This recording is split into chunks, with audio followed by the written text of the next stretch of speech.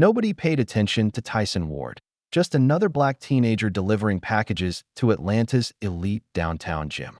But when boxing champion Cole Maddox dragged him into the ring for a moment of public mockery, something unexpected happened. One clean hit from Tyson silenced the laughing crowd. Humiliated and enraged, Cole demanded a real match. 3 rounds, cameras rolling, a chance to put the delivery boy in his place. What Cole didn't know, those quick hands weren't just lucky. Behind Tyson's quiet demeanor lay his father's legacy. Raw talent honed in abandoned gyms, and a hunger no amount of privilege could match. Tomorrow, the world would discover what happens when you mistake silence for weakness. Just before we get back to it, I'd love to know where you're watching from today, and if you're enjoying these stories, make sure you're subscribed. The sun beat down on Atlanta's concrete jungle as Tyson Ward jogged through the back alleys of his neighborhood. Sweat trickled down his forehead, stinging his eyes, but he didn't stop. At 17, his lean frame moved with natural grace as he shadowboxed between dumpsters and fire escapes, throwing combinations against invisible opponents. 1-2, slip, uppercut, he muttered, his breathing controlled despite the Georgia heat. Tyson wasn't training for any particular fight. He was training because it was in his blood. Every punch he threw was a tribute to his father, a man whose face was becoming harder to remember with each passing year. All he had left were the old VHS tapes, worn from countless viewings, and a pair of faded boxing gloves that still smelled faintly of his dad's aftershave. The distant church bell rang, and Tyson checked his watch. He was going to be late for his delivery run. Quickly grabbing his backpack, he sprinted toward the bus stop, narrowly catching the eastbound to downtown. The downtown area was a different world from Tyson's neighborhood.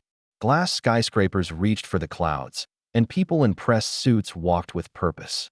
Among these buildings stood Apex Boxing, an elite gym where champions trained and celebrities worked out. Tyson had passed it many times, but had never stepped inside. Today was different. His delivery route included a package for someone at Apex. As he pushed through the heavy glass door, the familiar scent of sweat and leather hit him. The gym was alive with activity. The rhythmic sound of speed bags, the thud of heavy bags, and the grunts of exertion. Tyson stood in the entrance, momentarily forgetting his purpose. His eyes were drawn to the central ring where 2 men circled each other. One was clearly dominating, his movements confident and calculated. "That's Cole Maddox," someone nearby said, noticing Tyson's stare.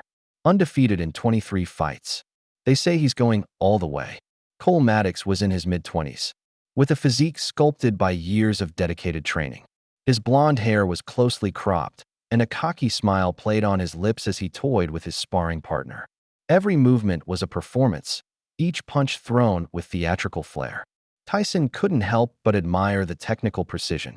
Even if the showmanship seemed unnecessary, the sparring session ended with Cole landing a flashy combination that sent his partner staggering back.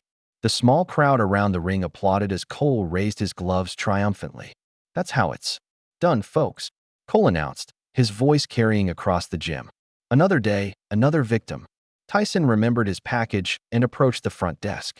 "Delivery for Mike Townsend," he said, pulling the small box from his backpack. The receptionist barely looked up. "He's in the back office. Through there, first door on the left." As Tyson made his way across the gym floor, the main doors burst open again. This time, Cole Maddox made a proper entrance, having changed from his sparring gear into designer athletic wear. Behind him trailed 3 men with cameras and sound equipment, capturing his every move. "The next king of the ring has arrived," announced a man with a clipboard, who seemed to be directing the small film crew. "Cole, we'll get some shots of you working the bags, then maybe some interviews with your training team." Cole nodded, clearly comfortable in the spotlight. "Make sure you get my good side," he joked, though his tone suggested he wasn't entirely kidding. "Though honestly, every side is my good side." Tyson delivered his package and was heading back toward the exit when he paused again to watch. Cole was now performing for the cameras, hitting the heavy bag with dramatic power shots while delivering sound bites between combinations. "There's nobody in my weight class who can touch me," Cole declared to the camera. "I'll take on everyone and anyone. They all fall the same way." Tyson found himself mesmerized by the spectacle. The gym itself was a dream, state-of-the-art equipment, professional trainers, and serious fighters. Everything his father had talked about but never had access to. He didn't realize he was staring until one of Cole's entourage, a stocky man with a goatee, noticed him. "Hey kid, you lost?" the man called out. "The cleaning crew comes at night." A few nearby gym members chuckled. Tyson shook his head and turned to leave. "Maybe he's looking for a handout," another suggested. "This ain't that kind of establishment." Tyson clutched the straps of his backpack tighter and kept walking. But as luck would have it, one of the small packages in his bag slipped out and fell to the floor with a soft thud. He quickly bent to retrieve it, aware of more eyes turning his way. "Look at that," someone said. "The delivery boy's got quick reflexes." A middle-aged man in boxing shorts laughed. "Maybe we should let him try the bag, see what he's got." The comment was clearly meant as a joke, but it caught Cole's attention. The boxer turned away from the cameras, his eyes finding Tyson. "Now that would be interesting footage," Cole said, a calculating smile spreading across his face. "Hey, camera crew, I think we just found our audience participation segment." Before Tyson could process what was happening, Cole was walking toward him, the cameras following. "What do you say, delivery boy? Want to step into the ring with a pro? Just for a friendly minute?" The gym had fallen relatively quiet, everyone's attention drawn to the unfolding scene. Tyson could feel his heart pounding in his chest. "I'm just making deliveries," he said quietly, clutching his package. "Come on, it'll be fun," Cole insisted, his arms suddenly around Tyson's shoulders, steering him toward the ring. "What's your name, kid?" "Tyson," he answered reluctantly. "Tyson," Cole repeated loudly, playing to the growing audience. "Named after the legend himself. This is perfect for the show. 1 minute in the ring with a future champion. It'll be something to tell your friends about." Phones were out now, recording the interaction. Tyson could feel sweat forming on his brow, but it wasn't from the heat. This wasn't how he had imagined his first time in a real boxing ring would be. "I don't have gloves," Tyson said, trying to find a way out. "We've got loaners," Cole replied smoothly, nodding to one of his crew who quickly fetched a pair of worn gym gloves. Tyson stood frozen as the gloves were thrust into his hands. The logical part of his brain screamed at him to walk away, but something deeper, perhaps his father's voice, whispered that he shouldn't back down. With reluctance masking his internal turmoil, Tyson climbed through the ropes. The ring felt both larger and smaller than he had imagined. Cole bounced on the balls of his feet opposite him, playing to the cameras. "Just a friendly minute," Cole repeated, though his eyes held something less than friendly. "Show us what you've got, delivery boy." Someone hit a bell, and Cole immediately moved forward, throwing 2 quick jabs that were clearly intended to intimidate rather than hurt. Acting on instinct honed in those alleyway sessions, Tyson slipped both punches, his body moving with a natural fluidity that surprised even himself. A murmur ran through the crowd. Cole's smile faltered for just a second before he recovered, throwing another combination. Again, Tyson evaded, his footwork quick and unpredictable. It wasn't formal boxing, it was street-smart movement, raw and unrefined but effective. "Kids, got some moves," someone in the crowd commented. Cole's expression tightened slightly. He jabbed again, this time with more intent. Tyson slipped the punch and, acting on pure instinct, countered with a quick right hand to Cole's exposed ribs. The sound of the impact seemed to echo through the gym. It wasn't a powerful blow, but it was clean and unexpected. Cole's eyes widened, in shock as he took a step back. The gym fell silent. For a moment, nobody moved. Then Cole's face transformed, the showman's smile replaced by something darker. With a quick movement, he shoved Tyson hard, sending him stumbling back against the ropes. "You think this is a game?" Cole snarled, all pretense gone. "You want to play with the pros, kid?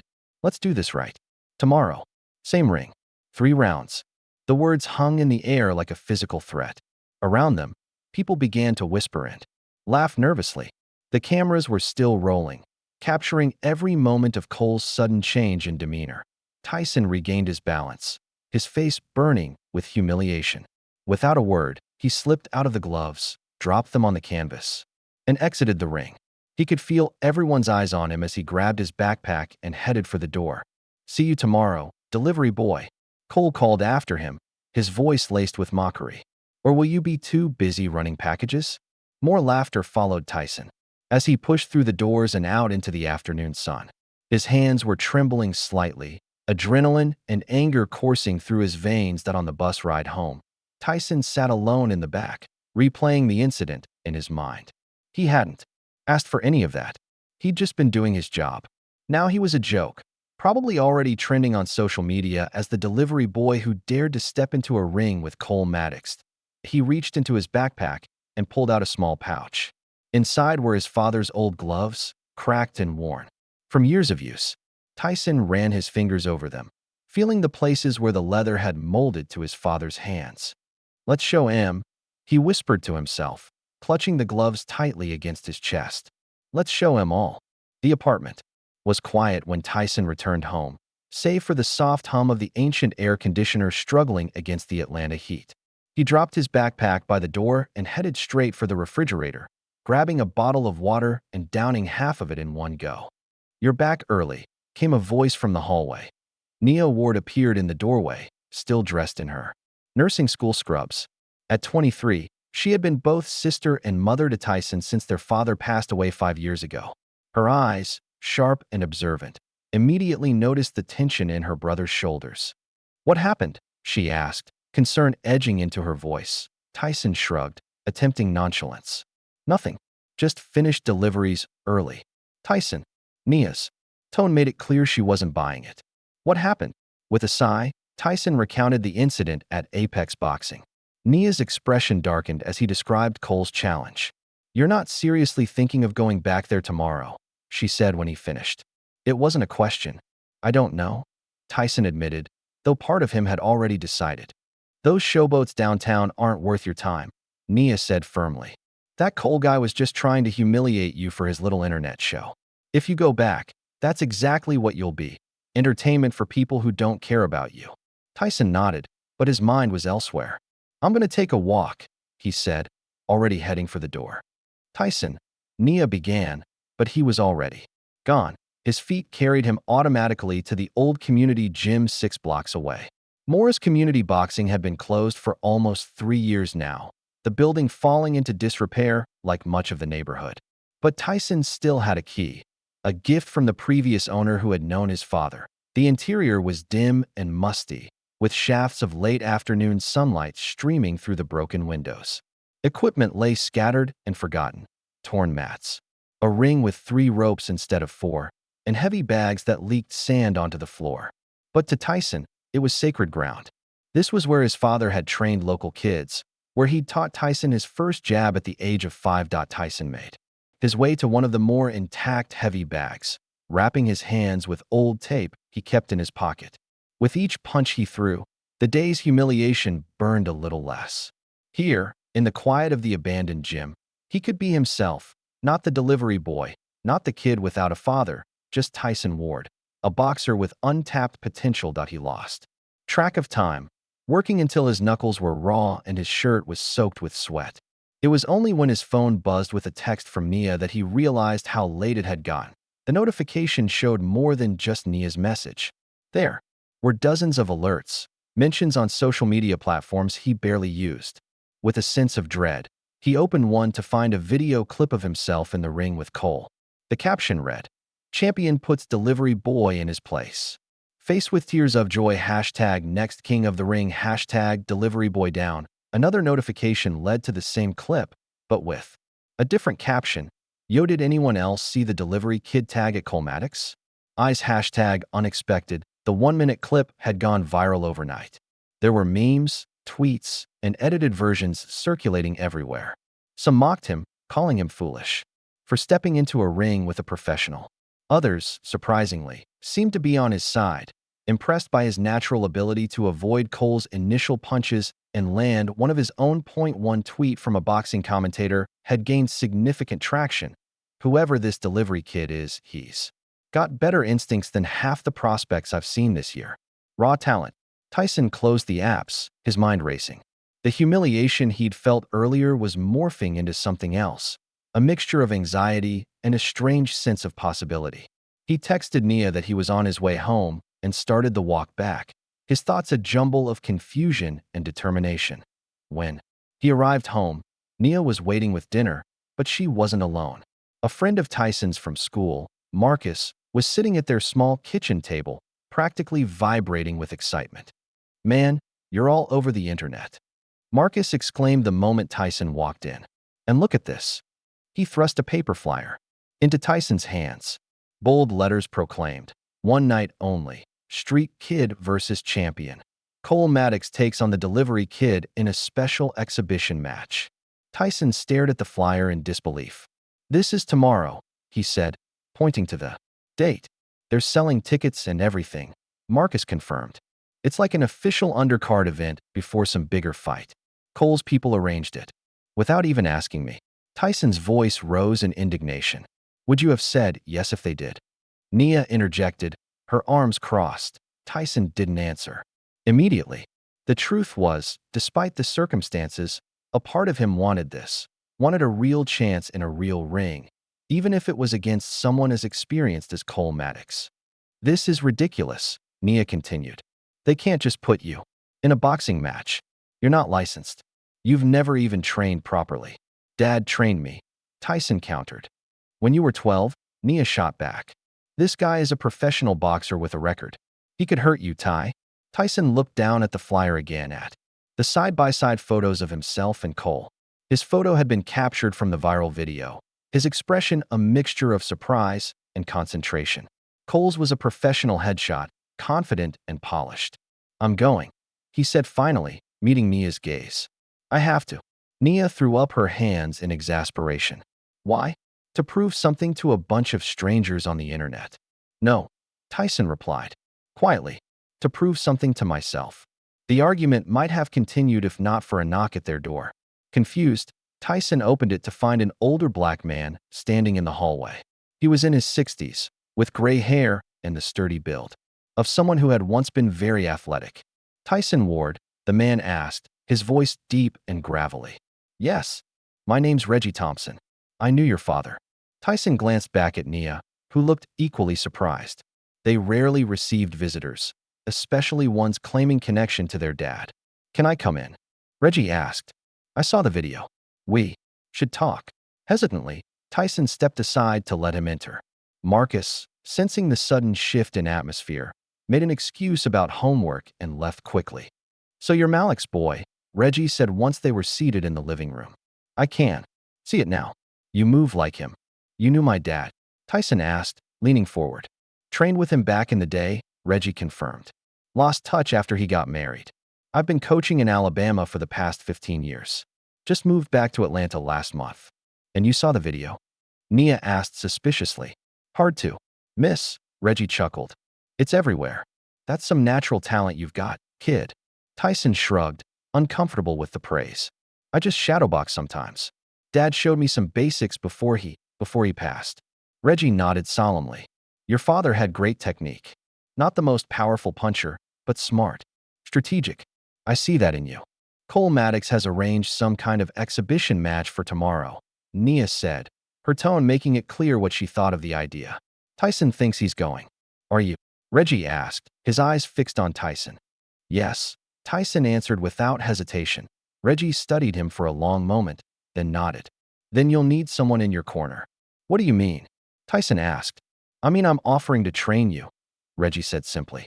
"Not that we can do much in a day, but I can at least show you how to survive in there." Nia started to protest, but Tyson cut her off. "You do that?" "What?" "Call it paying a debt to your father," Reggie said cryptically. "I owe him that much." Before Nia could argue further, Tyson's phone buzzed again. It was another notification, this time a video post. From Cole Maddox himself. In the video, Cole was addressing the camera from what looked like an upscale apartment. "So by now you've all seen the little incident at my gym today," he began, his tone condescending. "For those asking if I'm actually going to fight this Delivery Kid, yes, I am. Tomorrow night. 3 rounds of exhibition boxing. Consider it a public service, showing what happens when amateurs step into the ring with professionals." He smiled, but there was no warmth in it. "And to the kid, if you're watching this, don't worry. I'll try not to hurt you too badly. After all, you've probably got packages to deliver the next day." The video ended with Cole laughing as he turned away from the camera. Tyson felt his face grow hot with anger and embarrassment. "He thinks this is all a joke," Tyson muttered. "Good," Reggie said unexpectedly. Let him. Both Tyson and Nia looked at him in surprise. The more he underestimates you, the better, Reggie explained. Now, if you're serious about this, we start training tonight. I know a place we can use. The old Morris gym, Tyson suggested. I still have a key. Reggie's eyes lit up with recognition. Perfect. Meet me there in an hour. Bring whatever gear you have. After Reggie left, Nia turned to Tyson, her expression a mixture of concern and resignation. You're really doing this? I have to, Nia, Tyson said softly. I can't explain it, but I have to. She sighed, then surprised him by pulling him into a tight hug. Then you better not get hurt, she whispered fiercely. Promise me.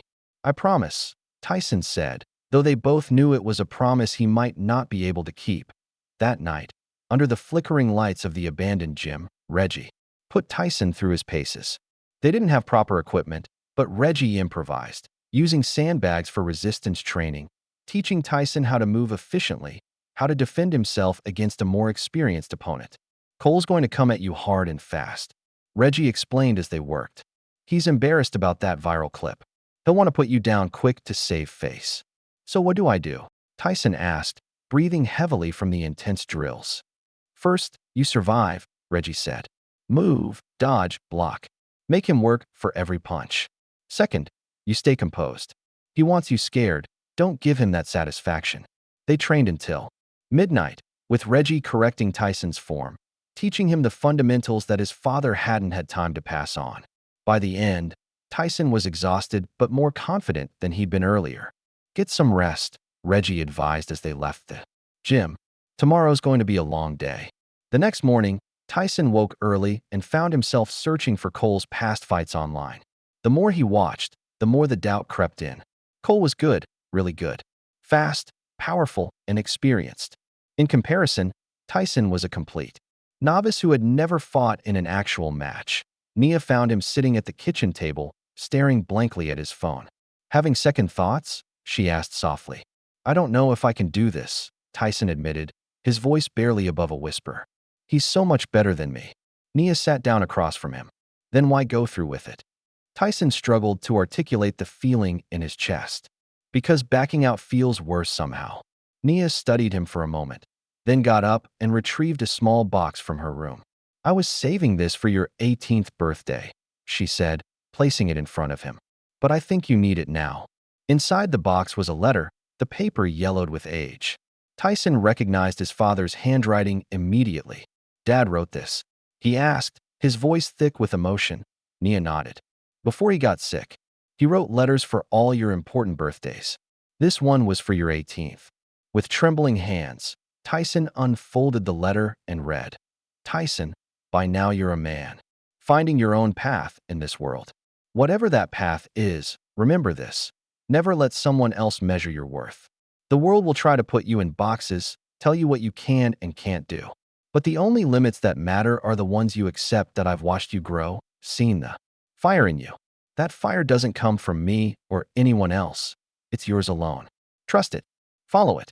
And know that I'm proud of the man you're becoming. Love always, Dad. Tyson read the letter twice more, tears blurring his vision. When he finally looked up, Nia was watching him with a soft smile. So, she said, are you going to let Cole Maddox tell you what you can and can't do? Tyson carefully folded the letter and put it back in the box. No, he said, his resolve strengthening. No, I'm not. While Tyson was rediscovering his determination, Cole Maddox was treating the upcoming exhibition like a minor inconvenience. His training session that morning was more for the cameras than for actual preparation. He hit the mitts half-heartedly while his team discussed the evening's promotion. We're calling it Pro versus Joe, his agent explained. The angle is you giving this kid a taste of real boxing. Play it up for the cameras. Toy with him a bit before you put him away. Cole nodded, barely listening. In his mind, the fight was already won. Why waste energy preparing for someone who had never stepped into a real ring? Just remember, his coach warned as Cole prepared to leave for a lunch meeting. This kid's got nothing to lose. That makes him dangerous. He's hungrier than you. Cole dismissed the warning with a wave. He's a delivery boy who got lucky with one punch. Tonight, luck runs out. As evening approached, posters for the exhibition match appeared across downtown Atlanta. Social media buzzed with speculation and jokes. most at Tyson's expense. The exhibition had been added as an undercard to a regional professional fight, ensuring a decent crowd. In the locker room of the arena, Tyson sat alone, his father's gloves resting in his lap. He had insisted on using them despite Reggie's concern about their condition. He'd carefully taped his father's initials, MW for Malik Ward, inside each glove. Reggie entered, carrying a bottle of water and a towel. "Almost time," he said, handing Tyson the water. "How are you feeling?" "Nervous," Tyson admitted. "But ready." Reggie nodded approvingly. "Remember what we talked about." He may be a joke to them. He gestured toward the door, indicating the crowd beyond. "But he's real to you. Treat him with respect, but don't fear him." Tyson took a deep breath and stood. "Let's do this." As he walked toward the ring, his father's letter echoed in his mind. Never let someone else measure your worth. Tonight, win or lose, Tyson Ward would measure his own worth. And no one, not Cole Maddox, not the crowd, not the internet, could take that away from him. The mid-sized arena hummed with anticipation. What had started as a local exhibition match had transformed into something of a spectacle. Word had spread across Atlanta, partly due to Cole's promotional machine and partly due to the viral video that continued to circulate. The stands weren't packed to capacity, but they were far more crowded than anyone would have expected for an impromptu undercard event. In one section sat Cole's usual crowd, influencers with their phones at the ready, sponsors in branded attire, and boxing enthusiasts who'd followed his career. They lounged in their seats with drinks in hand, treating the upcoming match as little more than pre-show entertainment. But scattered throughout the back rows and cheaper seats was a different crowd. Word had spread through Tyson's neighborhood. Shop owners who knew him from his delivery routes, classmates from school, and families who remembered his father had scraped together what they could for tickets. They sat quietly, their presence a silent statement of support. Backstage, Tyson paced the small locker room, his father's gloves already wrapped around his hands. He'd insisted on wearing them despite Reggie's concern about their condition. "Remember the plan," Reggie said, adjusting the old boxing hoodie Tyson had chosen to wear. "First round, you move. Just move. Get a feel for him, for the ring. Don't try to match him punch for punch." Tyson nodded, his mouth too dry to speak. Through the walls, he could hear the announcer's voice building up the crowd for the main event later that evening. "Hey," Reggie said, placing his hands on Tyson's shoulders. "Look at me. You've already won by stepping in that ring. Everything else is just details." Meanwhile, in a much larger dressing room down the hall, Cole Maddox was in the final stages of his elaborate entrance preparation.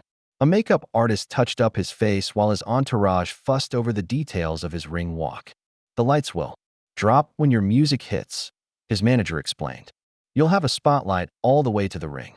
Make it dramatic. We're filming this for episode 3. Cole nodded, admiring his reflection in the mirror. He wore a silk robe with "Humble Me, Try," emblazoned across the back in bold letters. His team had decided to lean into the viral moment, turning what could have been an embarrassment into a marketing opportunity. "What's the kid wearing?" Cole asked casually. "No idea," his manager replied. "Probably showed up in his delivery uniform." The team laughed, but Cole's coach remained silent, his expression contemplative. "Don't underestimate him," the coach said quietly when the others moved away. "That natural movement he showed in the video, you can't teach that." Cole rolled his eyes. "It's one round of luck versus 23 professional fights. This isn't even going to be close." The arena lights dimmed, and a pulsing beat filled the space. A spotlight appeared at the entrance to the arena floor, and Cole emerged, arms raised in confident triumph before he'd even stepped into the ring. The crowd responded with a mixture of cheers and excited murmurs as he made his way down the aisle, his entourage trailing behind him with cameras capturing every step. Once in the ring, Cole played to the crowd, bouncing from one corner to another, pumping his fists and encouraging the cheers to grow louder. He shrugged off his robe to reveal physique-hugging shorts covered in sponsor logos, his body a testament to years of professional training. Then the spotlight faded, the music stopped, and there was a moment of awkward silence. The announcer cleared his throat and said simply, "And his opponent, Tyson Ward." No music played, no special lighting effects. Tyson emerged from the opposite entrance alone, wearing his father's faded navy hoodie over simple black shorts. His walk to the ring was steady and focused, his eyes never leaving the canvas ahead of him as he climbed through the ropes. A ripple of whispers spread through the crowd. Some people recognized him from the viral video and pointed, while others simply looked confused by the stark contrast between the two fighters. "Is this some kind of joke?" someone near the front row asked loudly. "He looks like he just walked." And off the street, Tyson removed his hoodie, revealing a lean but underdeveloped frame compared to Cole's sculpted muscles. His father's old gloves looked out of place against the modern equipment surrounding them. From certain sections of the crowd, chuckles began to rise. The referee called both fighters to the center of the ring. "I want a clean fight," he said, looking between them. "This is an exhibition match, 3 rounds. Let's keep it professional." Cole smirked at the word professional, his eyes dismissively scanning Tyson from head to toe. "Don't worry, ref," Cole said loudly enough for the nearby crowd to hear. "I'll try not to hurt the delivery boy too badly." Tyson remained silent, his eyes focused somewhere beyond Cole's shoulder, remembering Reggie's advice to stay composed. They touched gloves, Cole's a dismissive tap, Tyson's respectful, and returned to their corners. The bell rang, and Cole immediately bounced forward, confident and loose. Round 1 began with Cole circling, throwing casual jabs that were more performance than punches. Each time one landed, sections of the crowd cheered. He moved with the assurance of someone who had never known defeat, occasionally glancing toward his camera crew with a knowing smile. "Come on, kid," Cole taunted between jabs. "Show me that lucky punch from the gym." Tyson focused on his footwork, just as Reggie had instructed. He moved constantly, making himself a difficult target. When Cole's punches landed, they were glancing blows rather than the solid connections the champion was accustomed to scoring. "He's just fast because he's scared," a commentator at the media table laughed into his microphone. "Running doesn't win fights." The comment received laughs from nearby spectators, and soon the social media streams were filled with similar mockery. Hashtags like #RunningMan and #ScaredDelivery began trending alongside the original #DeliveryKid tag. But in the back rows, Tyson's small contingent watched with different eyes. They saw not fear, but strategy. Among them sat Nia, her hands clenched tightly together, wincing with every punch thrown in her brother's direction. As the first round progressed, Tyson kept his breathing steady despite the exertion. A memory flashed through his mind, his father demonstrating defensive moves in their small living room years ago. "Control the storm, don't become it," his father had said. "Let them throw their thunder and lightning. You be the eye of the hurricane, calm, centered, waiting." The bell rang, ending round 1. Cole returned to his corner smiling, barely winded. Tyson moved more deliberately, his face showing no emotion as he sat on the stool Reggie had placed in the corner. "Good," Reggie whispered, passing him water. "You're making him work for it." "Did you see?" "See what?" Tyson asked between sips. "He expected you to go down in 30 seconds. Now he's confused. His timing's off because you're not fighting the way he thought you would." In Cole's corner, his coach was giving different advice. "Stop playing with him," the coach urged. "He's making you look sloppy. Get in, finish it, get out." Cole waved him off. "I'm just giving the crowd a show. Round 2, I'll put him down." The bell rang again, and both fighters returned to the center. This time, Cole's approach had changed. His punches came with more purpose, his smile replaced by a look of concentration. He pressed forward, cutting off the ring, trying to trap Tyson against the ropes. Tyson continued his defensive strategy, but with a subtle difference. He began watching Cole's rhythm, noticing patterns in his footwork and the way he telegraphed certain punches. It was like studying those old VHS tapes, but in real time, with his body instead of his eyes. Midway through the round, Cole threw a combination jab, cross, hook that he'd used effectively in previous fights. Tyson had seen it in the videos he'd studied that morning. This time, instead of just evading, he ducked the hook and countered with 2 quick jabs of his own. The punches weren't powerful, but they landed clean on Cole's face. The champion stepped back, momentarily surprised. A collective gasp rose from the crowd. Cole's expression darkened. The exhibition match he'd arranged to humiliate an amateur was not going according to plan. With a grunt of frustration, he lunged forward, throwing a heavy right hand that Tyson narrowly avoided. "There you go," Cole snarled. Keep running, delivery boy. But something had shifted in the arena. The mockery in the crowd had lessened, replaced by genuine interest. Even some of Cole's supporters were now watching Tyson with newfound curiosity. As the round continued, Cole's frustration grew visible. His techniques became sloppier, his breathing heavier. After Tyson landed another clean counter, Cole responded with a low elbow during a clinch, deliberately pushing it into Tyson's ribs. Watch the elbows, the referee warned, separating them. Seconds later, Cole used a break to push Tyson's head down roughly. Another warning came. He's fighting dirty, someone in the crowd called out. Others began to notice too. The bell rang, ending round 2. As Tyson sat in his corner, he could feel a change. In the atmosphere, the laughs and jeers had subsided. People were leaning forward in their seats now, phones still recording, but with a different purpose. They were witnessing something unexpected. One more round, Reggie said, working on a small cut that had opened above Tyson's eye from an accidental head clash. He's getting frustrated. Frustrated fighters make mistakes. What do I do? Tyson asked, his voice steadier than he felt. Reggie's eyes held a fierce pride as he looked at his young fighter. You've already won the crowd, he said quietly. Now win the war. Across the ring, Cole was receiving a stern talk from his coach. Get it together, the coach hissed. You're making yourself look bad. He's an untrained kid, for God's sake. Cole nodded, rolling his shoulders to release tension. I got this, he assured his team, though his confidence seemed forced now. Last round. I'll finish him. The bell rang for the final round. Cole came out aggressive, pushing forward with renewed determination. But something had changed in his approach. His movements were less fluid, his technique compromised by his desire to end the fight decisively. Tyson, meanwhile, had found a rhythm. He was still defensive, still moving, but now with purpose and understanding. He began to anticipate Cole's attacks, slipping punches that minutes ago might have landed. The crowd noticed the shift. Even the commentators who had mocked Tyson earlier were changing their tone. The delivery kid is showing surprising skill here in round 3, one admitted. He's clearly got some natural talent. Cole heard the commentary, and it fueled his frustration. With a growl, he launched forward, throwing a wild haymaker meant to end the fight, and missing completely as Tyson ducked beneath it. As Cole's haymaker whistled over his head, Tyson saw his opportunity. In one fluid motion, he spun low, dodged right, and came up with a devastating uppercut that connected squarely with Cole's chin. The sound of impact echoed through the suddenly silent arena. Cole's eyes widened in shock, his legs wobbled, and for a moment, he stood frozen in place.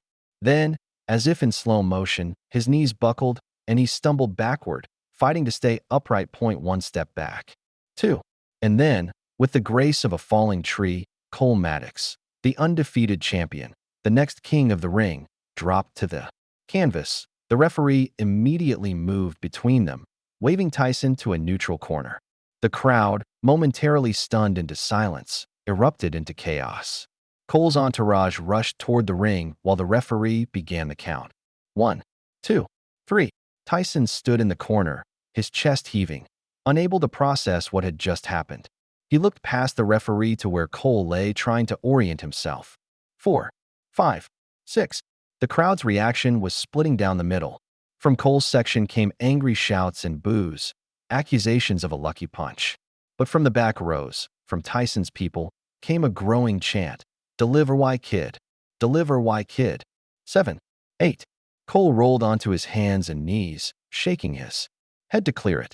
His coach was screaming instructions from outside the ring, but the words weren't registering. 9. With a tremendous effort, Cole pulled himself up using the ropes, standing just as the referee reached the final count.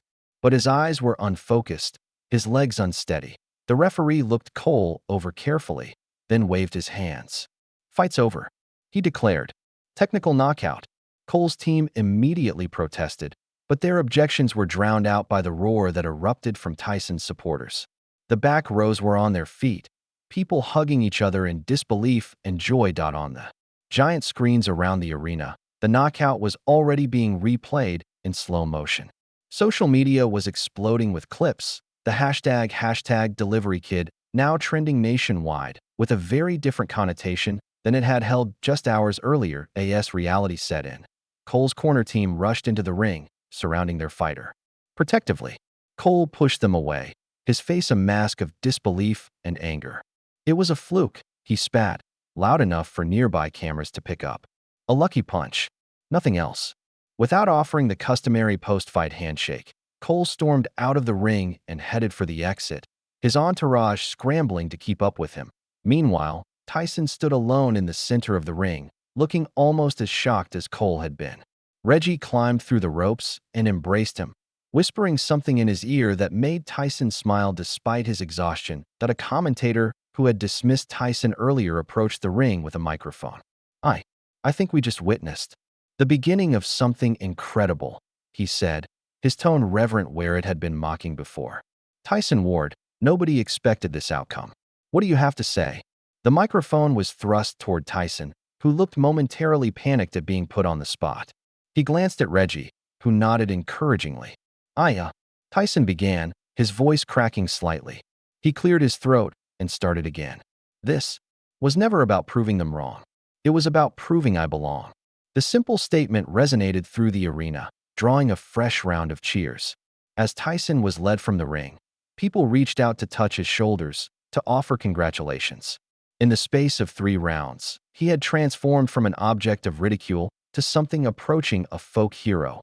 Backstage, the contrast between the two fighters couldn't have been more stark. Cole sat alone in his dressing room, having ordered everyone out, staring at his reflection in the mirror. His carefully constructed image was crumbling before his eyes. His phone buzzed incessantly with notifications, most of them negative. Clips of the knockout were already being edited into memes. Sports commentators who had praised him days earlier were now questioning his record, suggesting he'd never faced real competition. It was a fluke, he repeated to his reflection, but the words sounded hollow even to his own ears. Meanwhile, in a much smaller room down the hall, Tyson was surrounded by a small but jubilant group. Nia had tears streaming down her face as she hugged her brother tightly. "Don't ever scare me like that again," she said, though her smile betrayed her pride. "No promises," Tyson replied with a tired grin. Outside, media representatives were gathering, demanding interviews with the night's surprise victor.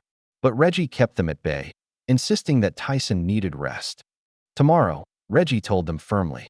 "He'll talk tomorrow." As they made their way toward a side exit, one persistent reporter broke through the makeshift barrier.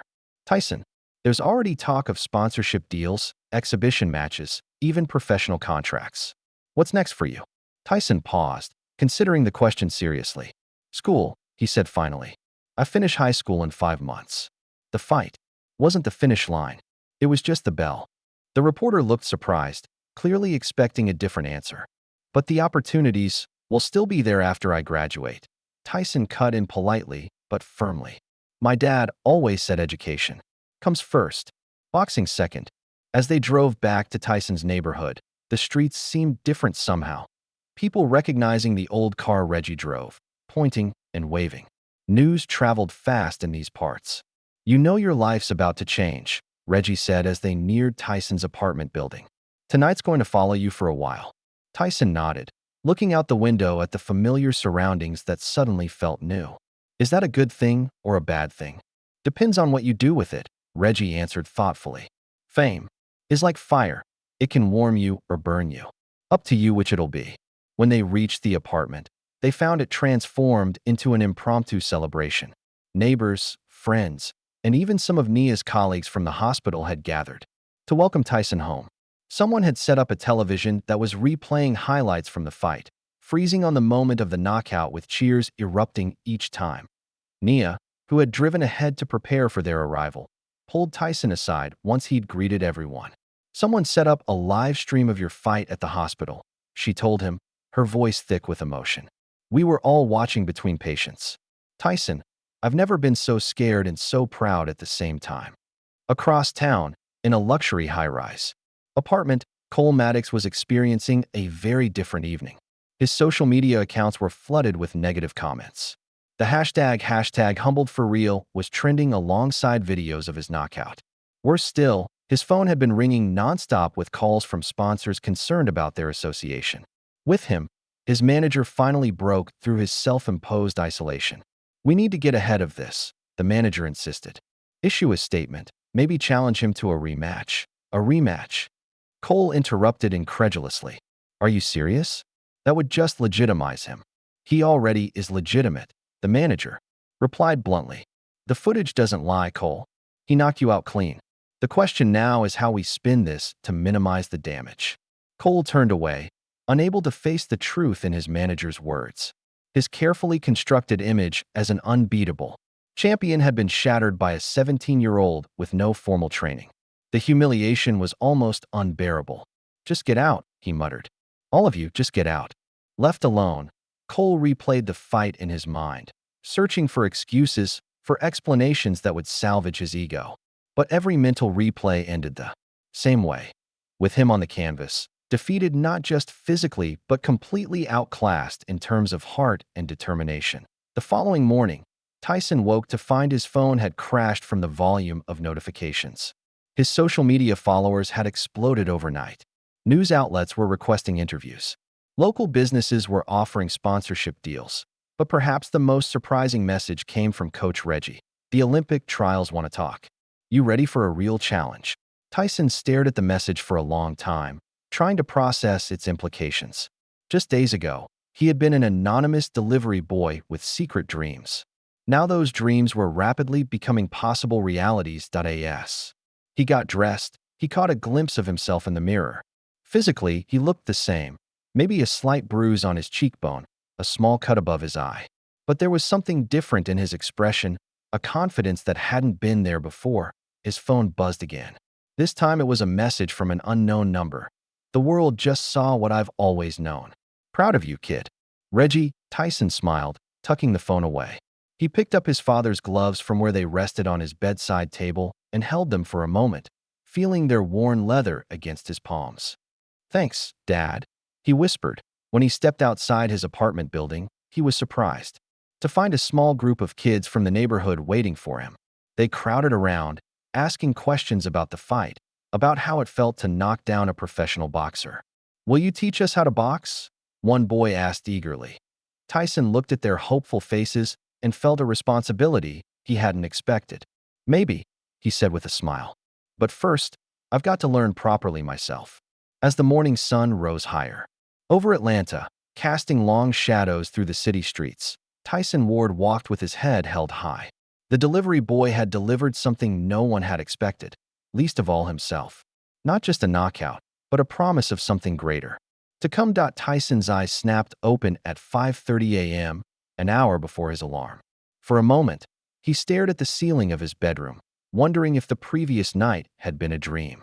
The dull ache in his ribs and the slight throb above his eye quickly confirmed it wasn't.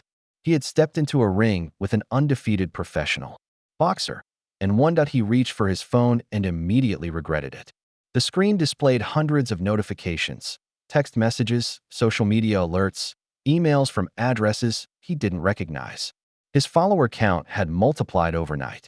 The hashtag delivery kid was still trending nationwide. What the hell? He whispered to himself that a gentle knock came at his door, and Nia peeked in, already dressed in her nursing scrubs. You're up, she said. Good. You might want to see this. She handed him her tablet, open to a major sports network's website. The headline read, Delivery Kid Delivers Knockout. Unknown Teen Stuns Boxing World. Below it was a perfectly captured photo of the moment Tyson's uppercut connected with Cole's chin. The article described him as boxing's newest sensation and a raw talent with unlimited potential. There were quotes from boxing analysts, former champions, and even a brief statement from the Olympic Boxing Committee expressing interest. There's more, Nia said, scrolling down to show him another headline. Next king dethroned. Is Cole Maddox's career over before it began? Tyson handed the tablet back, uncomfortable with the attention. It was just one fight, he said. Not according to the rest of the world. Nia sat on the edge of his bed. Your phone's been ringing nonstop. I had to put it on silent so you could sleep. Who's calling? Everyone. Sports networks, talent agents, sponsors. Even your school principal called to say you're excused from classes today if you need rest. She paused, studying his face. How does it feel? Tyson considered the question. Weird, he finally admitted. Yesterday, nobody knew my name. Today, a notification pinged on Nia's tablet. She glanced at it, and her eyebrows rose. And now you're trending on video platforms too. Clips of the knockout have millions of views already. Tyson swung his legs over the side of the bed, wincing slightly at the soreness in his muscles. I should call Reggie. Already talked to him. He's coming by in an hour. Says we need to discuss next steps. Nia stood up. I've got to get to my shift, but Mrs. Taylor from next door is bringing over breakfast. Apparently, you're her hero now. After Nia left for her hospital shift, Tyson showered and dressed, trying to process his new reality. When he stepped out of his room, he found their small apartment transformed. Someone had arranged dozens of printed social media posts and news headlines on the living room wall, a makeshift celebration of his victory. Mrs. Taylor arrived with enough food to feed half the building, gushing about how she'd told everyone at her church that she'd known Tyson since he was knee-high to a grasshopper. Before she left, 3 more neighbors stopped by with congratulations and requests for selfies. By the time Reggie arrived, Tyson was feeling overwhelmed. The older man took one look at his face and understood. Let's get out of here, Reggie suggested. Go somewhere quiet to talk. They drove to a small park several blocks away, one of the few peaceful spots in the neighborhood. As they walked along a tree-lined path, Reggie explained the situation as he saw it. What happened last night wasn't just a win, Tyson. It was a moment, the kind that changes trajectories. He handed Tyson a folded piece of paper. This is a formal invitation to join the Riverside Amateur Boxing League. It's prestigious, feeds directly into Olympic qualifiers. Tyson stared at the letter, recognizing the significance. This is real. Very real. They've been watching the footage all night. One of the coaches is an old friend of mine. Reggie paused. But there's something you should know before you decide anything. What's that? Fame is a double-edged sword. Everyone's your fan until you say no to them. Right now, you're the feel-good story everyone loves. The underdog who beat the odds. But that narrative has a shelf life. As if to illustrate his point, Tyson's phone buzzed with yet another notification. This one was a news alert about Cole Maddox. He had gone live on social media platform an hour earlier, claiming the fight had been unfair. The caption read, Maddox alleges delivery kid used performance enhancers. Nobody gets that lucky. Tyson's jaw tightened as he read the accusation. He's saying I was juicing? It's just the beginning, Reggie warned. The higher you climb, the harder they'll try to pull you down. Cole's got a brand to protect, sponsors who are now questioning their investment. He's desperate. They continued, walking, discussing the opportunities and challenges that lay ahead. By the time they returned to the car, Tyson had made up his mind. I want to do this right, he told Reggie. The amateur league, training properly, finishing school. No shortcuts. Reggie nodded, a smile of approval crossing his weathered face. Your father would be proud of that decision. When they arrived back at the apartment building, they found a small crowd of reporters waiting. Word had spread that this was where the delivery kid lived. They surged forward when Tyson stepped out of the car, shouting questions and pointing cameras. Tyson, how does it feel to be an overnight sensation? Did you expect to beat Cole Maddox? Is it true Olympic scouts are contacting you? Reggie stepped in front of Tyson protectively. No comments today, folks. The young man needs rest. As they pushed through the crowd, one reporter thrust a microphone particularly close. What's your response to Cole Maddox's allegations that you used performance-enhancing substances? Tyson stopped, turning to face the reporter directly. The crowd quieted, sensing a moment. I've never taken anything stronger than my sister's protein shakes, he said evenly. Cole can say what he wants. The truth is in the fight footage. The simple, dignified response seemed to catch the reporters off guard. Before they could follow up, Reggie ushered Tyson inside and closed the door firmly behind them. Over the next few days, the media frenzy continued to build. Local news stations ran features on the delivery kid's rise. National sports shows debated whether Tyson's win was skill or luck. Social media was divided between those celebrating his victory and Cole's fans claiming it was a fluke. The story grew more complicated when someone leaked footage of Tyson's neighborhood, focusing on the rundown buildings and vacant lots. News segments began framing him as from street rat to superstar, a narrative that made Tyson increasingly uncomfortable. They're making it sound like I was homeless or something, he complained to Nia one evening after seeing yet another sensationalized report. Like I'm some charity case they discovered. They need an angle, Nia replied, her voice tired after a long hospital shift. Right now, it's the rags to riches story. Next week, it'll be something else. They'll love you until they don't, Ty. Remember that. The warning proved prophetic when Tyson visited his local corner store and overheard two older men discussing him. Kid thinks he's something special now, one said. One lucky punch, and suddenly he's too good for the neighborhood. Give it time, the other replied. They all come back down eventually. Tyson left without buying anything, the comments stinging more than he wanted to admit. The same community that had celebrated him was now watching to see if success would change him. Meanwhile, opportunities continued to flood in. A flashy sports promoter named Gavin Vaughn arrived at their apartment unannounced one evening, brushing past Nia with practice charm and presenting Tyson with a contract. This is your golden ticket. Kid, Vaughn explained, his designer suit out of place in their modest living room. Skip the amateur circuit. Go pro right now. I can get you 3 fights in the next 6 months, each with a guaranteed purse bigger than anything you'd see in the amateur leagues. The numbers he mentioned made Tyson's head spin. It was more money than he had ever imagined. Enough to buy a new apartment for Nia, pay for her nursing school without loans, maybe even help reopen the community gym. What's the catch? Nia asked. Her arms crossed defensively. Vaughn's smile remained fixed, but his eyes cooled. No catch. Just standard management terms.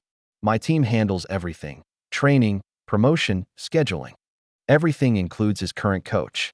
Nia pressed. There was a brief silence before Vaughn answered. Look, Reggie Thompson is old school. Great for basics. But if you want to compete at the top level. He leaned forward, lowering his voice as if sharing a secret. Old trainers are sentimental. I make champions.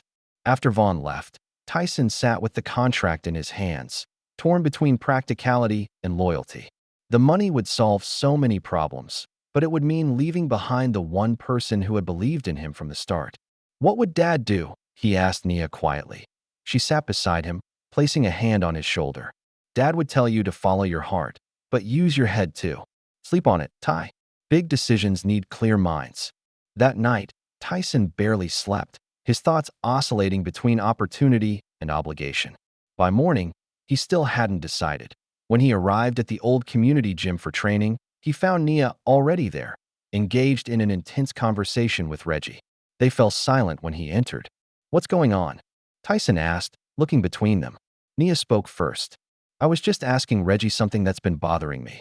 About why he suddenly reappeared in our lives right when you needed a trainer. Reggie sighed, leaning against the ring post. Your sister's right to question it. I owe you both an explanation. What followed was a revelation that shifted Tyson's understanding of his father's past. Reggie had been more than just a training partner to Malik Ward. He had been his coach during a promising early career. But before a high-stakes fight that could have launched Malik to national recognition, Reggie had walked away due to a disagreement with promoters who wanted to fix the match. Your father fought anyway, Reggie explained. Lost badly. His career never recovered. When I saw you in that viral video, moving just like him. His voice trailed off. I guess I'm here to make peace with the past. Through you. The revelation left Tyson stunned, adding another layer of complexity to his decision about Vaughn's offer. Before he could process it fully, his phone buzzed with an urgent message from Marcus. Dude, check social media now. Cole dropped a video about you. With a sense of dread, Tyson pulled up the link. The video showed what appeared to be grainy footage of someone resembling Tyson receiving an injection from an unidentifiable person. Though clearly fabricated, it was convincing enough to raise questions. He's really doing this, Tyson muttered in disbelief. Within hours, the fake video had spread across multiple platforms. Cole's fans amplified it, calling for investigations and drug tests.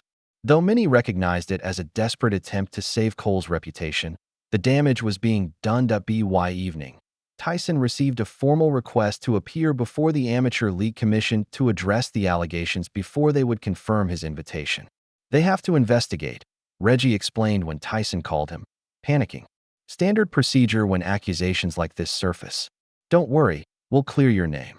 The hearing was set for the following week. As Tyson prepared for bed, that night, the weight of his new reality pressed down on him. 24 hours ago, his biggest concern had been whether to accept Vaughn's offer. Now he was fighting to defend his integrity.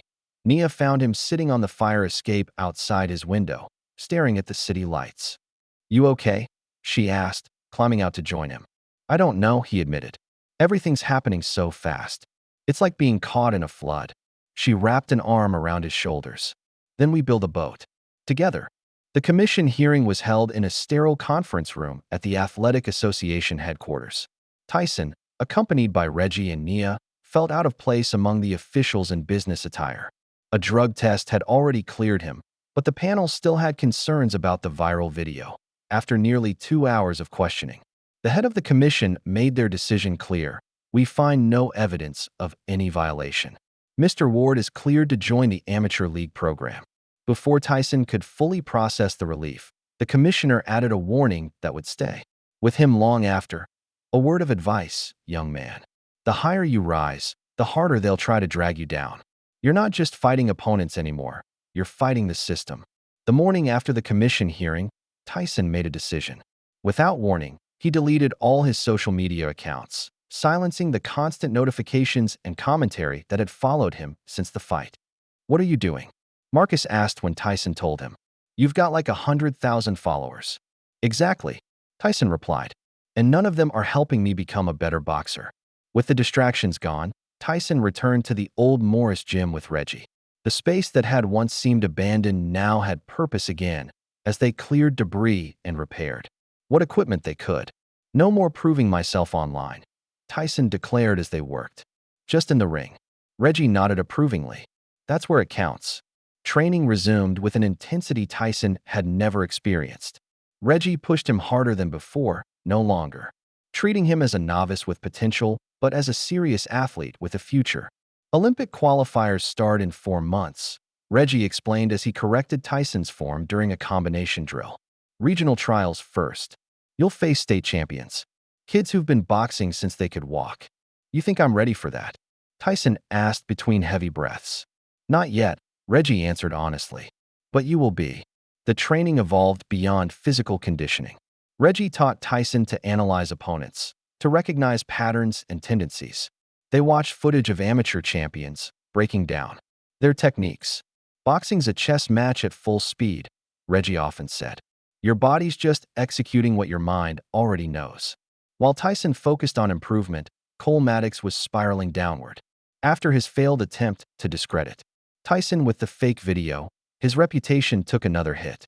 Sponsors began quietly distancing themselves from the next king of the ring, who had been dethroned by an amateur.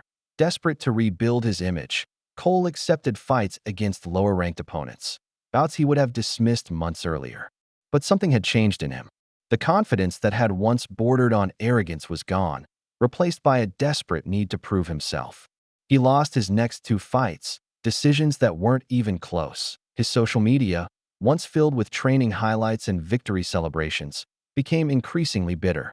Every post seemed to reference the fluke or the delivery boy, keeping the night of his humiliation alive in the public consciousness. After his 3rd consecutive loss, Cole's remaining team abandoned him. His manager cited different career directions, but everyone understood the reality. Cole Maddox had become a liability rather than an asset. Meanwhile, Tyson's legitimate training was beginning to show results. His natural movements were now supported by proper technique. His endurance improved. His understanding of boxing strategy deepened. When he participated in his first amateur competition, a small local event, he won decisively, catching the attention of regional scouts. "There's talk about you," Reggie told him after the fight. "Good talk. But there's also a new name being mentioned alongside yours." That name was Diego Alvarez, a Cuban-American boxer from Miami who had dominated the amateur circuit for the past year. At 19, Diego was being touted as America's best hope for Olympic gold, until Tyson Ward appeared on the scene. Unlike Cole, Diego's confidence wasn't built on social media presence or flashy entrances. It came from a record of 37 wins and 0 losses in amateur competition, with 25 knockouts. He was technically brilliant, blindingly fast, and coldly efficient in the ring. When asked about Tyson in an interview, Diego had been dismissively brief. "One viral moment doesn't make you a boxer. Let's see him fight someone who knows what they're doing." The dismissal turned to active provocation when Diego posted a video online, shadowboxing while a friend pretended to deliver packages in the background. America's charity case thinks he can dance with a real boxer? The caption read, "I'll send him back to his delivery route." The clip spread quickly, creating a rivalry that the boxing media eagerly promoted. Journalists framed it as a natural collision course, the prodigy versus the phenomenon, technique versus raw talent. If both continued winning, they would inevitably meet in the Olympic trial finals. "Don't let him get in your head," Reggie advised when Tyson saw the video. "He's trying to make you emotional. Emotional fighters make mistakes." Tyson nodded, but the provocation had lit a fire in him. He doubled his training efforts, often arriving at the gym before dawn and staying until Reggie forced him to leave at a S-word spread about Tyson's dedication. His community began to rally behind him again. Local businesses donated equipment to the old gym. Neighborhood kids started showing up to watch him train, sitting quietly along the walls as if attending a master class. Nia helped organize a fundraiser to repair the building's roof and install new lighting. "He fights for all of us," a local barbershop owner said as he contributed. "Least we can do is give him a decent place to train." The renovations to the gym attracted media attention, but this time Tyson controlled the narrative. He gave one exclusive interview to a respected boxing publication, explaining his connection to the community and his father's legacy. The resulting article, titled "The Delivery Kid Delivers Hope," presented a more authentic picture than the sensationalized street rat to superstar stories that had circulated earlier. As Tyson's profile in the boxing world grew, his path occasionally crossed with Cole's diminishing one. At a regional boxing event where Tyson was competing and Cole was making a guest appearance, one of the few invitations he still received, they found themselves alone in a hallway. Cole had visibly changed. In the months since their fight, his designer clothes had been replaced by simpler attire. The entourage was gone. Most noticeably, there was a haunted look in his eyes, the expression of someone who had lost something essential and couldn't find it again. "Ward," Cole acknowledged, his voice rough with what might have been alcohol. "Maddox," Tyson replied. Evenly, they stood in uncomfortable silence before Cole spoke again. "You took everything from me," he growled, the bitterness evident in every word. Tyson considered his response carefully. "No," he said quietly. "You gave it away." The simple truth hung between them. Cole opened his mouth as if to argue, then closed it again. Without another word, he turned and walked away, shoulders slumped under the weight of recognition. The encounter left Tyson thoughtful. Cole's fall served as a warning about the fragility of success built on image rather than substance. It strengthened his resolve to remain grounded, to remember why he was fighting in the first place. As the Olympic trials approached, Tyson and Diego continued on their collision course. Each won their respective qualifying matches convincingly, setting up the final that boxing fans had been anticipating for months. The night before the official announcement, Reggie visited Tyson at home. They sat on the fire escape where Tyson often went to think, looking out at the city lights. "Tomorrow they'll announce it officially," Reggie said. "You versus Diego for the Olympic trial finals. National coverage. Sold-out arena." Tyson nodded, feeling the weight of the moment. "Any final advice?" Reggie considered the question. "You know, when I trained your father, I always told him to focus on winning. Just win. That's all that matters." He paused, looking at Tyson with newfound respect. "But for you, I'll say something different. Don't just win. Change what they think is possible." Later that night, after Reggie had gone, Tyson found himself drawn to a small box in his closet. Inside was an old cassette recorder that had belonged to his father. He hadn't played it in years, unsure if the batteries still worked or if the tape inside had deteriorated on impulse. He pressed play. There was a hiss of static, and then, miraculously, his father's voice filled the room. "If you're hearing this, Tyson, then it means you didn't give up. And I'm proud. Whatever challenge you're facing right now, remember, Ward men don't back down. We might get knocked down, but we always get back up. Always. I believe in you, son, more than you know." Tyson sat motionless, tears streaming down his face as the recording ended. After all these years, it felt like his father was right there with him, offering strength for the fight ahead. With renewed determination, Tyson began mentally preparing for Diego Alvarez and the Olympic trials. This wasn't just about personal glory or proving critics wrong anymore. It was about honoring his father's memory, his community's support, and the legacy he was beginning to build. The delivery kid was ready to deliver again. This time, on the biggest stage of his young life. The Olympic trial finals arena buzzed with an energy usually reserved for professional championship bouts. Every seat was filled, from the expensive ringside spots occupied by boxing celebrities and scouts to the upper sections where Tyson's community had gathered in force, many wearing handmade delivery kid t-shirts. Media platforms had been promoting the match for weeks. Sports analysts debated endlessly Diego's technical perfection versus Tyson's raw talent and rapidly developing skills.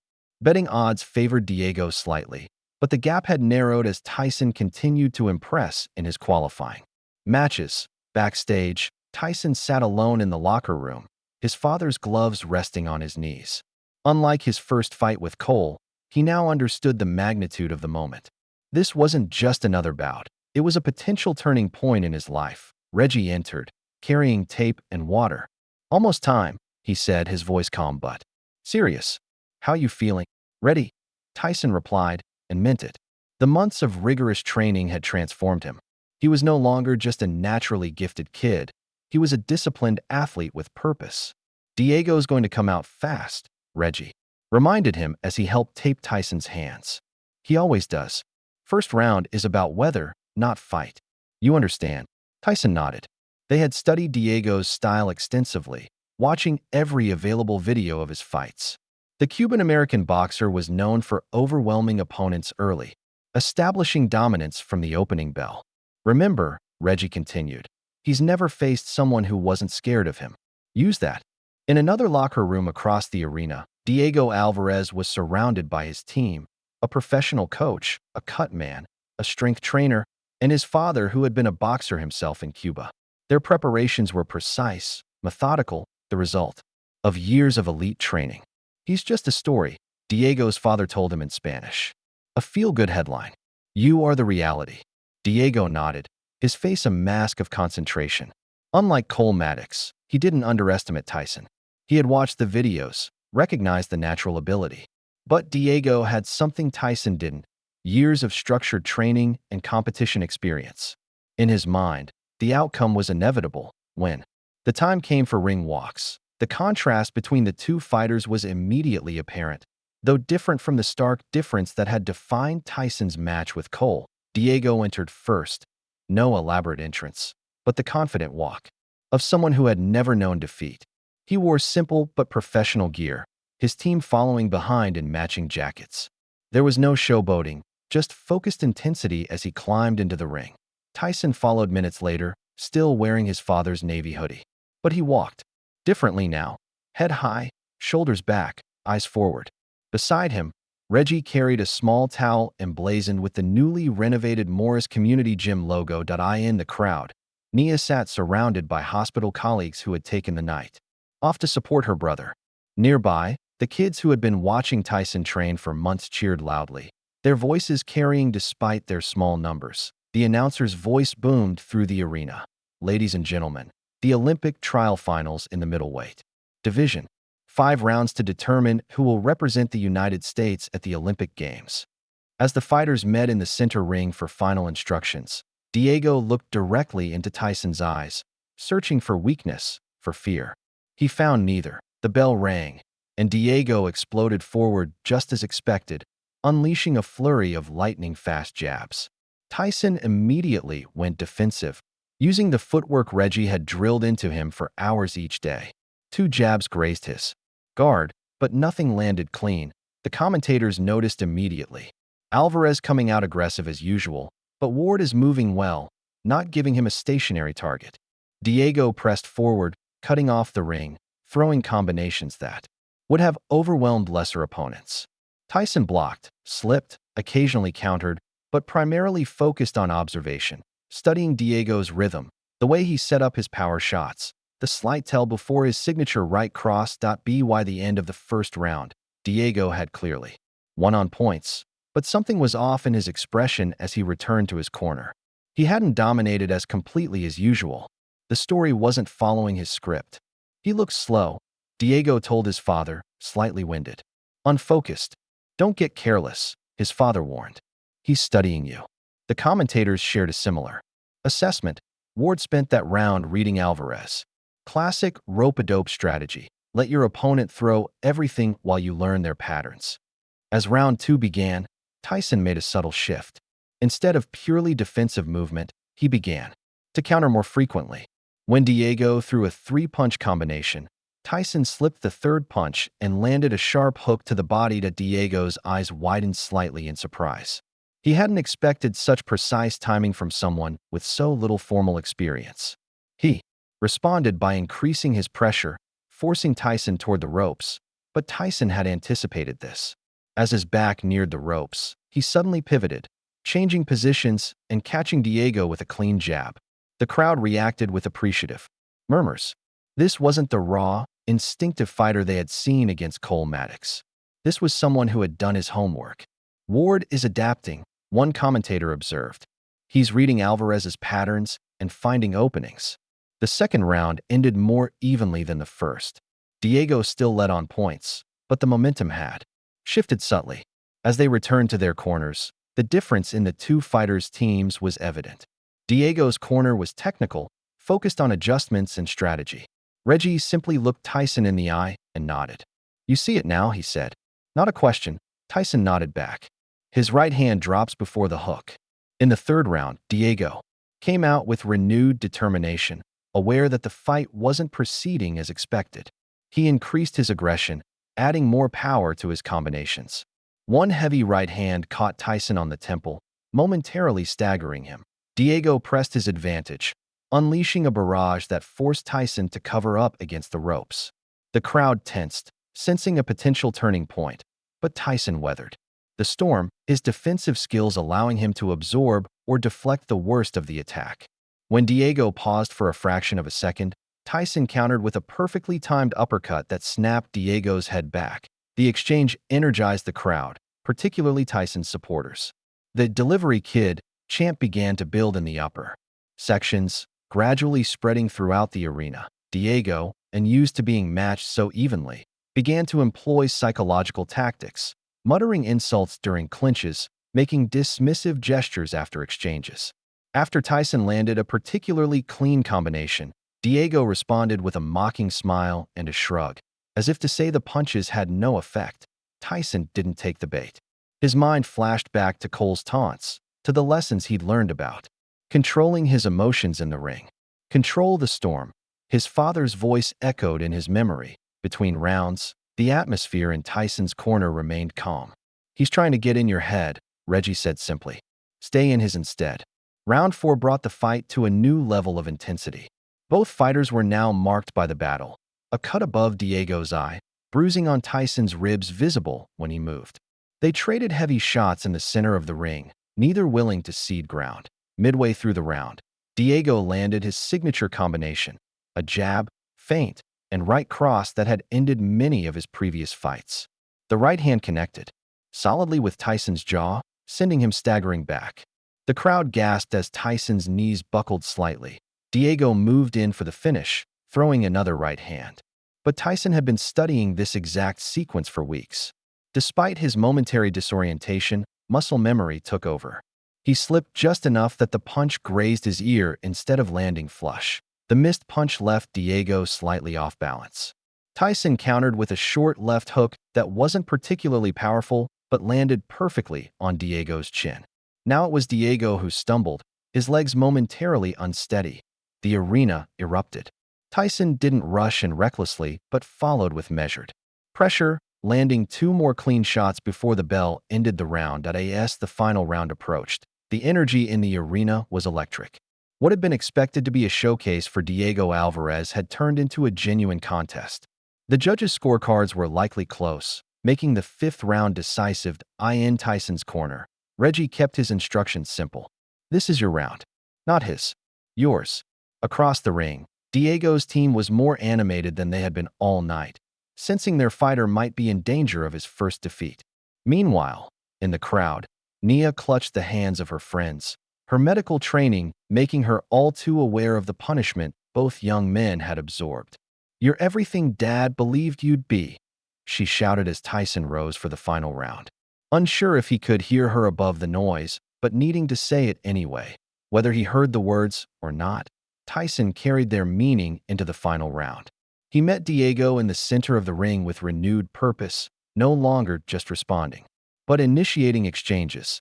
Diego, recognizing the shift, matched Tyson's intensity. For 2 minutes, they fought at a pace that had the crowd on its feet, trading combinations, each man landing solid shots that would have finished lesser opponents. Both fighters were bleeding now, their faces marked by the battle. Tyson's right eye was swelling, Diego's left was cut, but neither showed any sign of backing down. With 1 minute remaining, Diego landed a devastating uppercut that sent Tyson's mouthguard flying. The punch would have ended most fights, but Tyson absorbed it, his legs wobbling but not collapsing. The referee paused the action to retrieve the mouthguard, giving Tyson precious seconds to recover. As he stood in the neutral corner, he looked up at the arena lights, momentarily dazed. In that moment, everything seemed to slow down that he saw Reggie at the corner, his weathered face tense with concern. He glimpsed Nia in the crowd, standing, with her hands pressed to her mouth. He felt the weight of his father's gloves on his hands, the legacy they represented. The referee returned his mouthguard and asked if he could continue. Tyson nodded, his vision clearing, his resolve hardening. With 40 seconds left in the fight, Tyson found a rhythm unlike anything he had experienced before. It wasn't just technique or natural ability. It was a perfect synthesis of both, enhanced by heart and determination. He blocked Diego's left hook, slipped the right hand, and delivered a 3-punch combination that landed with surgical precision. Diego stumbled backward, genuinely hurt for the first time in the fight. Tyson followed, not wild with excitement, but focused and controlled. He landed another combination as Diego tried to clinch. The crowd was deafening now, sensing a potential knockout in the final seconds. Diego, showing the heart of a champion, refused to go down. He fired back with everything he had left, catching Tyson with a short right hand. Both fighters were giving and taking tremendous punishment as the final 10 seconds ticked away. The bell rang with both men still standing, both bloodied but unbowed. The crowd gave them a standing ovation that continued long after they had returned to their corners as they awaited the judge's decision. Tyson and Diego stood in the center of the ring, exhaustion evident in their postures. The announcer took the scorecards, building suspense before reading. After 5 rounds, we have a split decision. The arena held its collective breath. The winner, and representing the United States at the Olympic Games, Tyson Ward. The crowd exploded. Reggie lifted Tyson onto his shoulders as the reality of the moment sank in. The delivery boy who had been mocked in a gym less than a year ago was now an Olympic boxer. Unlike after his victory over Cole, Tyson didn't raise his arms in triumph.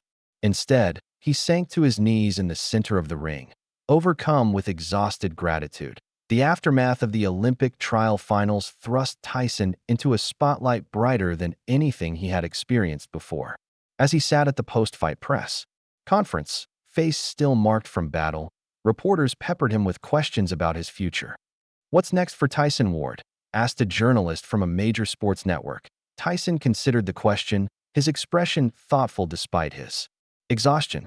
"Rest," he said simply, drawing a gentle laugh from the room. "Then, the Olympics. Then, who knows?" For the first time since his journey began, a genuine smile spread across his face. Not nervous or guarded, but confident and content. After the press conference, as Tyson gathered his belongings in the locker room, the door opened to reveal Diego Alvarez.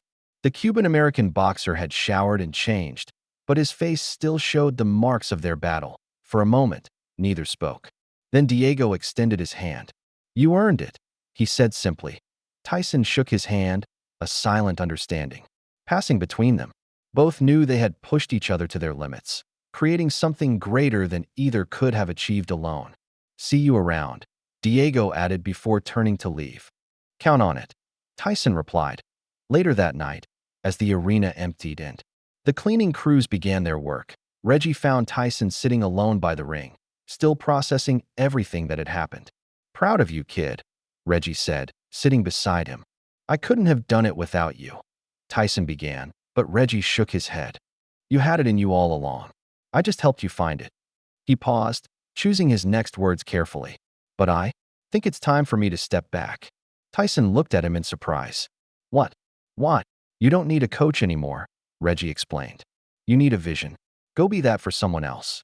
Before Tyson could protest, Reggie placed a hand on his shoulder. I promised your father I'd help you find your path, not walk it for you. The following week brought another unexpected interaction. While reviewing Olympic training materials at home, Tyson received a text message from an unknown number. It was from Cole Maddox. You fought like a man. I didn't. That's on me. The message caught Tyson off guard. After months of bitterness and accusations, Cole's acknowledgement seemed to close a chapter that had begun with that fateful day at the gym. After consideration, Tyson replied, It's never too late to fight for real. He didn't receive an immediate response, but somehow knew the message had been received in the spirit it was intended. Spring transitioned to early summer, bringing personal milestones alongside athletic ones. Tyson took a day away from Olympic training to attend Nia's pinning ceremony as she graduated nursing school. Standing in the audience, he felt a pride that rivaled anything he'd experienced in the ring. Look at us, Nia said afterward, her nursing pin gleaming on her uniform. Now we both save lives in different ways. With Olympic training intensifying, Tyson made a decision about the community that had supported him. Using the modest stipend provided to Olympic athletes and donations from local businesses, he formally reopened his father's old gym with new equipment and a fresh coat of paint. The Legacy Boxing Center, as it was now called, offered free classes to neighborhood kids. The same children who had quietly watched Tyson train months earlier now had a safe place to develop their own skills and dreams. Local media covered the opening, but Tyson insisted on keeping the focus on the community rather than himself. This isn't about me, he told reporters. It's about what happens next, who comes after me. As summer progressed, Olympic team announcements became official. Tyson's photo appeared on banners throughout Atlanta and in national promotions with the caption, From Delivery Boy to National Hope. The nickname that had once been used to mock him had transformed into a symbol of perseverance and possibility. Letters arrived from young boxers across the country, many from backgrounds similar to his own, seeing in his journey a reflection of their potential. One evening, after a particularly intense training session with the Olympic team, Tyson returned to the Legacy Boxing Center. The building was empty, the day's classes finished.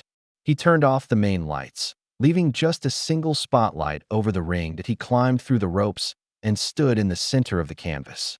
Here, in the quiet, he could trace the arc of his journey, from the alleyways where he'd shadowboxed alone, to the gym where Cole had humiliated him, to the arena where he'd earned his place on the Olympic team. Tyson approached the heavy bag hanging in the corner. He threw a single punch, hard, precise, confident.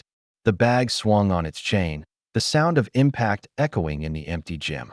He watched it swing in the silence, a physical manifestation of the ripple effects his journey had created. His reflection in the gym mirror caught his attention. The teenager who had delivered packages less than a year ago had been replaced by a young man with purpose and direction. Not just a boxer, but someone who carried the hopes and dreams of a community. The journey had changed him, but the core remained the same. The spirit his father had recognized and nurtured, the determination his sister had supported through doubt and triumph.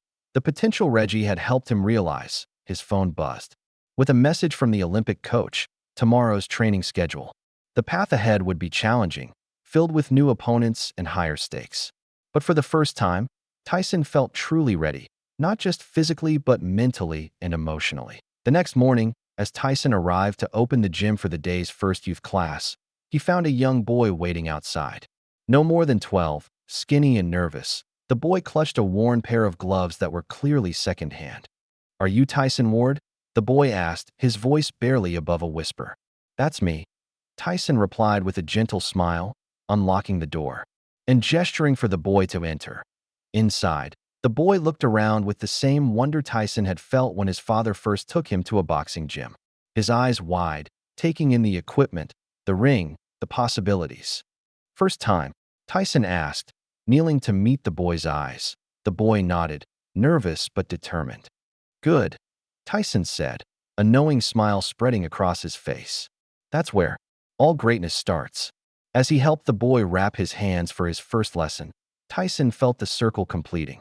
The delivery boy had delivered not just a knockout, not just an Olympic berth, but something far more valuable, a legacy that would continue long after the cheers of the crowd had faded, in that quiet moment of connection, of passing knowledge. Forward, Tyson understood that his greatest victory wasn't something that could be captured on video or celebrated with medals. It was this, the chance to be for someone else what Reggie had been for him, what his father had tried to be, a guide, a believer, a hand extended in support. This was just the beginning. Was it the punch that changed Tyson's life, or the moment he finally saw himself through his father's eyes? If this story moved you, hit that like button, subscribe for more untold journeys, and share to inspire someone who needs to hear it today.